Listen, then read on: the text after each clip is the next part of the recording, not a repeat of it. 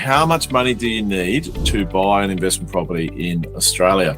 Now, this is an interesting question. Could be a lot, could be a little. I'm an advocate, if you've been following me for a while, of only ever buying brand new property. There's a number of reasons for that. The properties that we're putting clients into at the moment that tick all the boxes: major capital city, infrastructure, suburb, job creation, beginning of the boom cycle.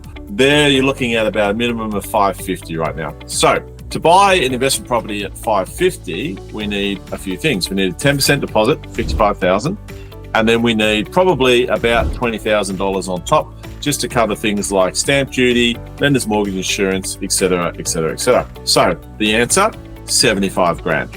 There are many, many, many different ways to get into an investment property. I highly recommend that before you spend a single cent, you watch my webinar, which you can watch at integritypropertyinvestment.com.au. Go to the education link and watch that. Or if you want to have a chat with me or one of our great consultants, one-on-one, just contact my team. We'll be happy to book you in, and here we can have a conversation about what options you have.